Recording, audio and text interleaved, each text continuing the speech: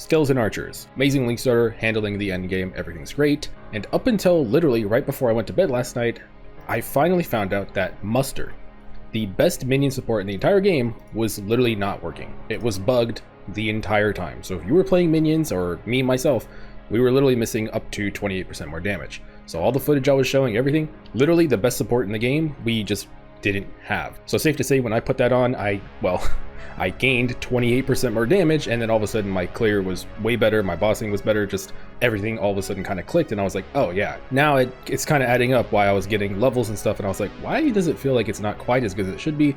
Now I know the answer. So overall, skeleton archers are great, I'll explain them in a second, but the first question you have is Lich or Infernalist. To describe it as simply as I can, Lich is better with bad gear. You can go CI, you don't have to worry about chaos res, you get upfront a holy might.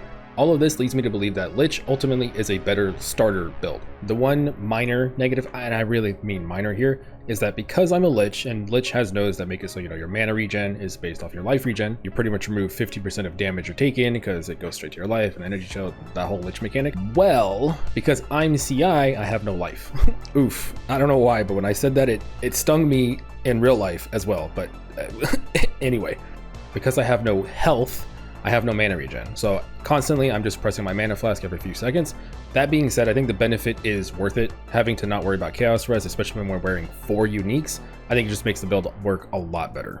Eventually though, with more gear, we're talking like tens of divines type territory, I do think an Infernalist can outscale, and the reason is because, I'll put it on screen, but basically there's a new gem that literally even gives you Unholy Might. The one thing Lich has is that because skeleton archers are mostly just pure fizz, the extra chaos scaling is, what is so appealing about Lich, but there's literally a support in the game that just gives you Unholy Might, and all you gotta do is just press your gas cloud every 5 seconds. So eventually, I think with really, really good gear, I think an Infernalist can outshine a Lich, but for lower budget, I would definitely just still play a Lich. Especially if you only plan on playing this build for a few days, just go Lich, you'll be fine. With that being said, down below you're gonna see max roll, you're gonna have just a generic leveling guide, straightforward, ED Contagion with some minions. That's how I leveled, it's all down there, skill tree, everything I followed. Then you're gonna have the Lich version, which is just exactly my same gear. And then you'll have the Infernalist version. The only thing I'll say about the Infernalist version is that you don't have to do the extra chaos scaling. The version I'm gonna put down there is a super min-maxed Infernalist. You don't have to do all that, you can just play an Infernalist without the extra chaos. So just be aware of what's going on here. Now let's talk about the skills of snipers, and the only trick about them that you need to know is that they have a fire tag. Now on screen, I'll put the Sun Splinter and the Fire Flower, and if you read those, they say plus level to all fire skills. They don't say fire spells. So the amulet is giving plus 5 levels to the sniper, and then the shield is giving plus 3, and if it's corrupted, eventually it can go up to plus 4. The amulet technically can go to plus 6, but I'll talk about it in the gear section. All you need to know is that with my gear, I'm getting plus 8 levels to the sniper. If we did not have these 2 items, they would not be better than any Spectre, even Volguards or anything. Literally, they wouldn't be better. But with these 2 items and that scaling, that is about 80 to 90% more damage worth of levels, and obviously HP and scaling, so actually insane.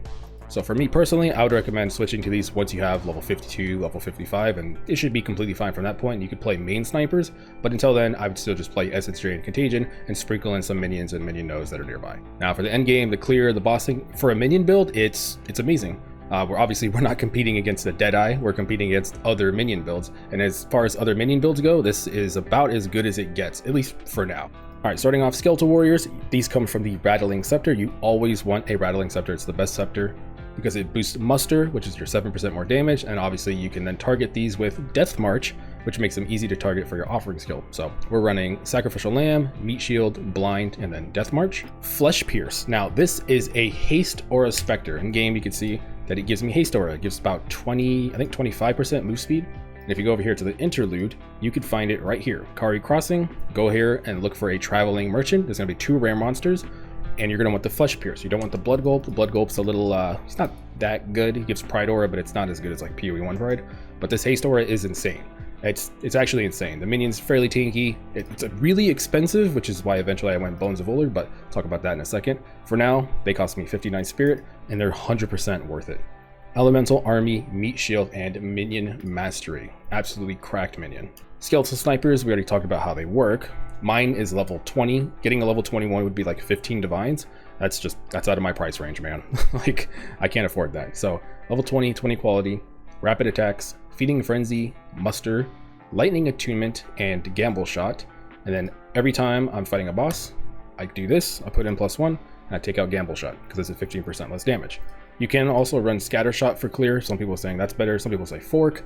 Ultimately, I just use Gamble Shot because it feels fine. I've tried Scatter Shot. If you don't have Pierce, it's kind of like, you know, so I just go with Gamble Shot. Pain Offering, Prolonged Duration, Dance, Efficiency, and Sacrificial Offering. All right, so Despair.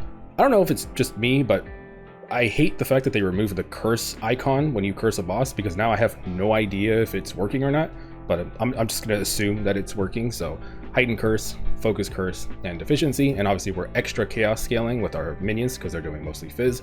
We're getting that extra chaos damage. This is a way to scale that. Unearth, this is just because of the node over here. If you go in game, this new node right here is 30% damage, but we have to hit.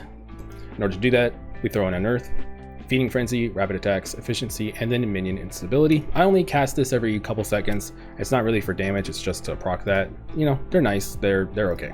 Voltix Mark. Honestly, this build would not work without Voltix Mark. I'm literally not even exaggerating. So first of all, the reason we're running Lightning Attunement, because it's like, why are you running Lightning Attunement? You just talked about Fizz and Chaos. So the reason is because one, it's 25% extra lightning, and even it gets res, it's still like 10% more damage, right? +1 minion is about 11% more damage, to give you an idea. So realistically, it's okay. But it really shines when you use Voltix Mark. This gives them a higher chance to shock, 50% more chance to shock. And so when I shock bosses, it's usually about 24%. So they're taking, 30% more damage or whatever. And then you have Mark for Death, which gives you armor break. So this gives you a boost in damage and it breaks their armor. So we could take advantage of the fizz scaling. We have Despair for the chaos scaling. It literally just, without this, I don't think this build works nearly as good as it does. But with this, it's actually like hard carrying. It's like the secret juice, the secret X formula for the Powerpuff Girls. Like, holy. And for clerics, I really would recommend 2 or 3. Not 1. Don't do 1. 2 or 3. 100%. The build does not feel good if you only have 1.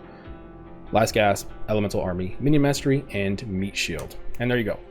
Now, in game, most of my gear is, looks very similar. I'm a struggling alcoholic because unfortunately, I was not able to get the +4 fire. I spent so many divines trying to get one and I could not get one. So all the footage you're seeing is me missing a fairly easy, I'd say +1 fire, but otherwise it's just about 11% more damage. Not too big of a deal. Starting off, I have a +4 spirit. I recommend at least 30% spirit. And then ideally attack speed or % damage. I would really say get % damage. This way, if you ever try a different minion or you want to play a Spectre build or whatever, then you can just transfer this over, right? If you're playing all of a sudden a caster minion and you have attack speed, you'd have to get a new scepter, so that sucks. So I just get a generic % damage if you can. +2 helmet, energy shield. This helmet was insane. I found this on day 1. Yeah, I was never taking this off and turns out I didn't. +5 fire flower. Now here's the deal, because we're doing, more explanations here. Here's how you get +6. You need to corrupt a +20 quality fire flower. So you would get the catalyst from Breach, 20 quality, and then you corrupt it. It's like a 1 in 8, I'd say, or something like that. 1 in 10. It's way too expensive for me to do that, but that's how you can get a +6. Otherwise, just get a +5. Probably pretty expensive for the record. There's none for sale. I made this myself. I've corrupted like 40 of them. I've made multiple +4s and made some of my money back, but ultimately getting the +5 is rough. So if you can buy it, maybe just buy it. +3 fire, like I said, I don't have +4. And an Ever-Grasping Ring. Now, I'm a little lazy here. Technically, this should be 30. If you use the Chayula Catalyst, this should be 30% extra chaos. And then, same thing, if you corrupt it while it's 20 quality, then it can go up to like 37, 38%.